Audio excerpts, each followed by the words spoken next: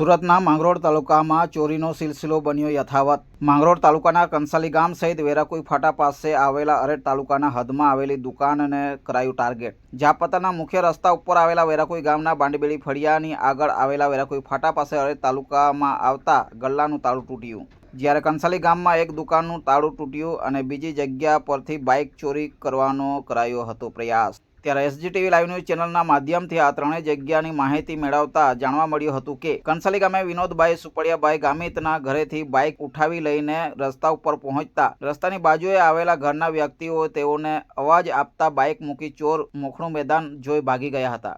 જ્યારે વિનોદભાઈ બાબુભાઈ ગામિતના દુકાનનું તાળું તોડી દુકાનમાં પ્રવેશ્યા હતા, પરંતુ ચોરી કરવા જેવું વધારે નહીં જોવા મળતા ગલ્લામાંથી ₹200 જેટલા લઈને ફરાર થઈ ગયા હતા। અને વેરાકુઈ ગામના ફાટા એટલે કે વેરાકુઈ બાંડીબેડી ફળિયાની આગળ આવેલા ફાટા પાસે અરેડ તાલુકાના હદમાં આવેલી નીરુબેન વહાનાભાઈ ગામિતની દુકાનનું તાળું તોડી ચોરી કરવામાં આવી હતી। જેઓ અરેડ તાલુકાના તુકેત કદવાડી ગામના વતની છે, તેઓની ખેતી વેરાકુઈ ગામના ફાટા પાસે આવી હોવાથી ત્યાં દુકાન ચાલુ કરવામાં આવ્યું હતું। ત્યારે ચોરોએ આ દુકાનનું તાળું તોડી તેમાંથી ₹3000 સહિત ટ્રેક્ટરના પાના પેચિયા ચોરી કર્યા બાદ 10 લીટર પેટ્રોલના ડબ્બાનું પણ ઉઠામણું કરી લેવામાં આવ્યું હતું। ત્યારબાદ ચોરો દ્વારા વધુ શોધખોળ હાથ ધરવામાં આવતા પીપને ઉઘાડી દુકાનનો સામાન વેરવિખેર કરી નાખ્યો હતો। અંતે બહાર મૂકવામાં આવેલું પાણી ભરેલો ગોળો પણ તોડીને જતા રહ્યા છે।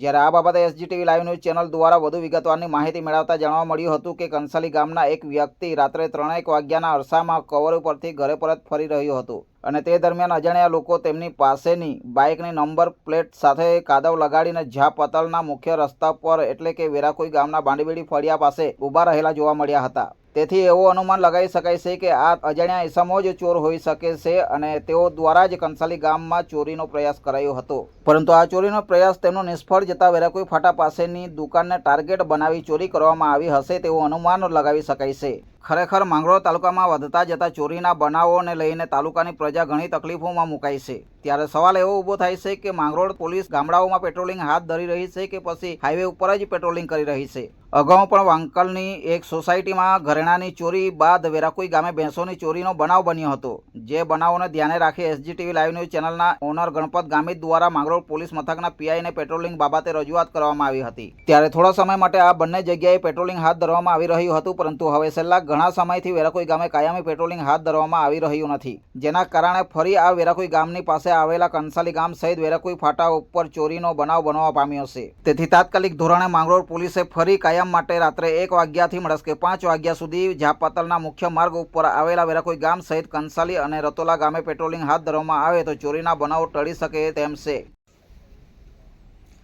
હવે જોવું એ રહ્યું કે માંગરોળ પોલીસ જાપપાતલ રૂટ પર આવેલા વેરાકુઈ ગામ સહિત કંસાલી અને રતોલા ગામે પેટ્રોલિંગ હાથ ધરી ચોરીની ઘટના થતી અટકાવશે કે પછી હજુ પણ ચોરોને ચોરી કરવાના માટે મોકળું મેદાન આપશે।